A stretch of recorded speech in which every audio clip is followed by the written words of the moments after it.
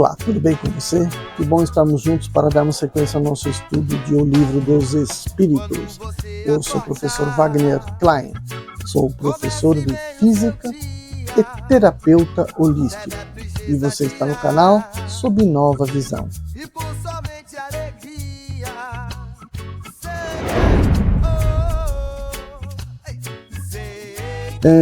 Ainda no capítulo 1, nós vamos para o segundo item, perda de pessoas amadas. Questão 934. A perda de pessoas que nos são queridas não é uma daquelas que nos causam um desgosto tanto mais legítimo por ser irreparável e independente de nossa vontade? Resposta. Essa causa de desgosto atinge tanto o rico quanto o pobre. É uma prova ou expiação. É a lei comum. Mas é uma consolação poder comunicar-se com vossos amigos pelos meios que tendes, esperando que para isso tenhais outros mais diretos e mais acessíveis aos vossos sentidos. Então só aqui já vou fazer um comentário, né? Quando ele fala assim, os meios que vós tendes, então ele está falando mais especificamente aqui com o espiritismo, né? Que o Kardec está se comunicando com o espírito. Mas vamos lembrar que aqui no Brasil, né, por conta das religiões de origem africana, comunicação com espíritos já vinha acontecendo de alguma forma, né? Então já vinham assim, o candomblé, né, já aqui no Brasil, e tinha várias denominações, macumba e outras, né, que me foge a cabeça agora, e que foram dar mais tarde origem à Umbanda, né? Então, muitas religiões já estavam fazendo essa comunicação dos espíritos com os encarnados, né? dos espíritos desencarnados com os espíritos encarnados, tornando isso uma possibilidade, né? Então, aqui, né, século XIX, França, então ainda não se tinha isso, até porque a religião dominante, né, não acreditava na reencarnação. Aliás, não acreditava, na verdade, na vida após a morte, né?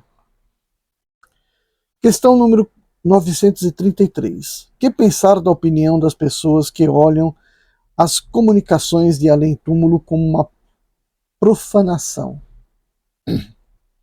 Resposta. Não pode haver nisso profanação quando há recolhimento e quando há evocação é feita com respeito e decoro. O que se prova é que os espíritos que se vos afeiçoam vêm com prazer e são felizes com vossa lembrança e por conversarem conosco. Haveria profanação em fazê-lo com leviandade. Kardec faz o comentário. A possibilidade de entrar em comunicação com os espíritos é uma bem doce consolação, visto que ela nos proporciona o meio de conversar com os nossos parentes e nossos amigos que deixaram a terra antes de nós. Pela evocação, aproximamo-los de nós. Eles estão ao nosso lado, ouvem-nos e nos respondem. Não há, por assim dizer, mais separação entre eles e nós.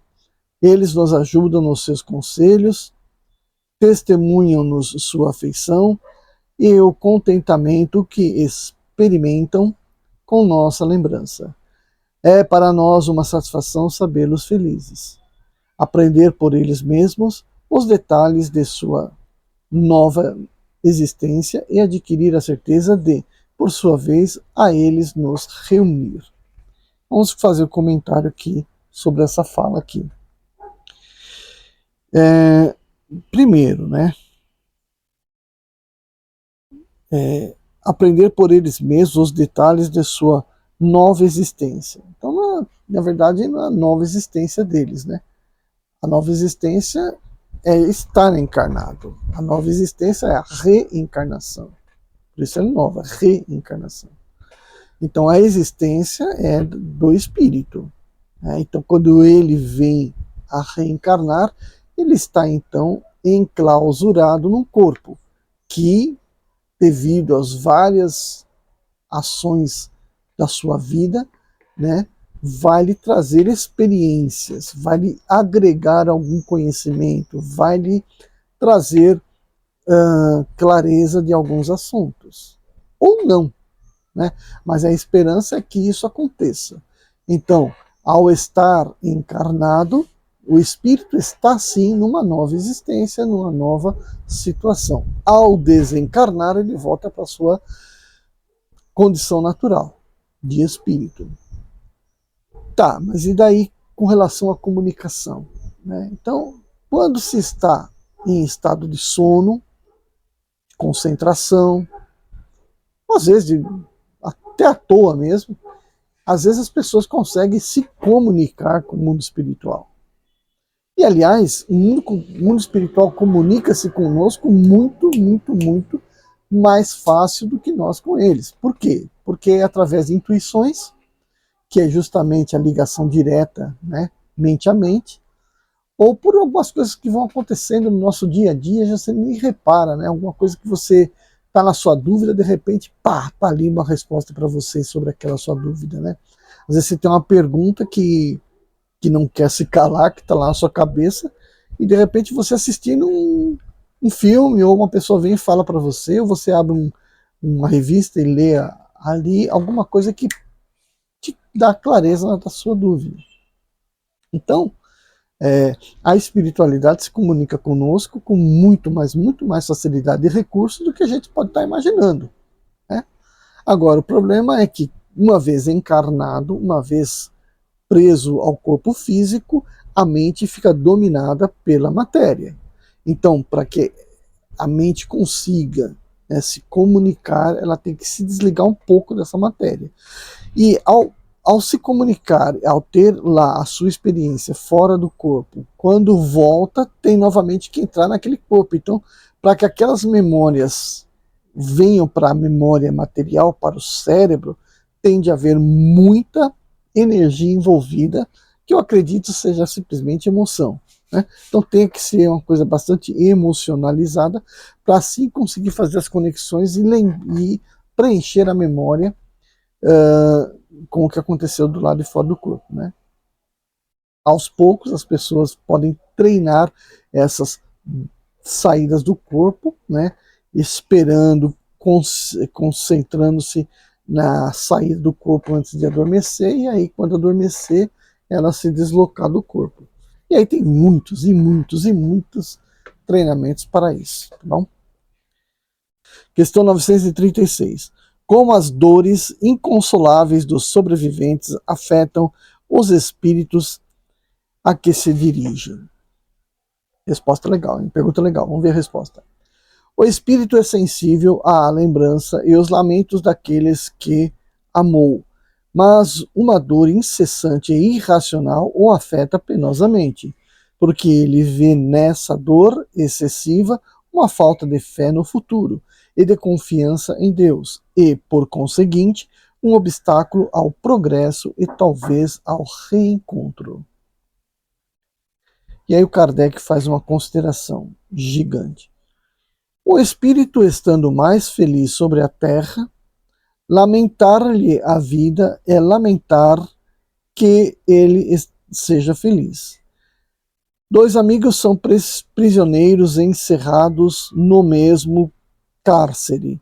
Ambos devem ter um dia de sua liberdade, mas um deles a obtém antes do outro. Seria caridoso àquele que fica estar descontente do que seu amigo seja libertado antes dele?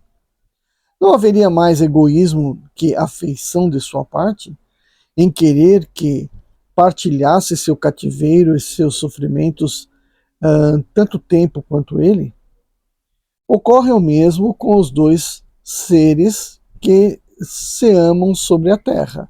Aquele que parte primeiro está livre primeiro, e devemos felicitá-lo por isso, esperando com paciência o momento em que o estaremos por nossa vez.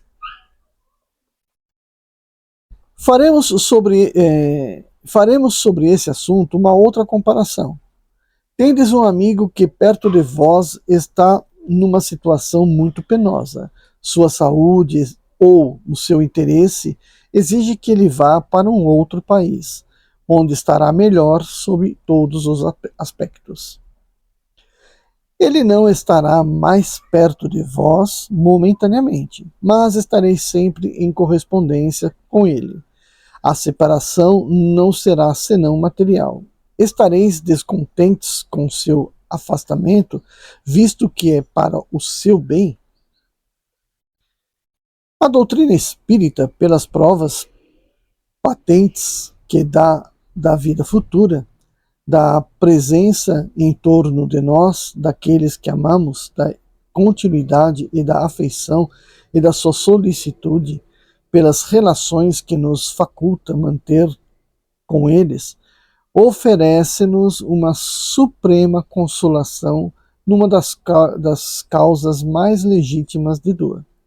Com o Espiritismo não há mais solidão, mais abandono, porquanto o homem mais isolado tem sempre amigos perto de si com os quais pode conversar. Suportamos impacientemente as tribulações da vida, e elas nos parecem tão intoleráveis que não compreendemos que as possamos suportar. Todavia, se as suportarmos com coragem, se houvermos imposto silêncio às nossas murmurações, nós nos felicitaremos quando estivermos fora dessa prisão terrestre, como o paciente que sofre se felicita, quando está curado de ter se resignado a um tratamento doloroso. Então aqui termina este pequeno item, né? E vamos aí a algumas considerações.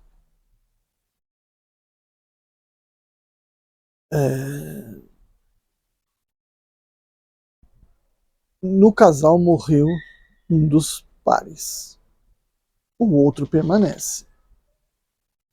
O que permanece ficou sozinho? Né? Momentaneamente sim, né? Momentaneamente sim, porque o que faleceu, né, o que morreu, o espírito está livre da matéria, mas pode se comunicar, né, de todas as formas com quem ficou. E o espírito de quem ficou pode se projetar, como nós falamos no item anterior, pode se projetar durante um sono, durante uma meditação, né, durante um programa de projeção propriamente dito, e aí, portanto, ou até mesmo se comunicar dentro de uma reunião espírita, né, ou de umbanda, e a pessoa pode então se comunicar com outro espírito. Mas o mais legal é na projeção, porque aí vão se ver frente a frente.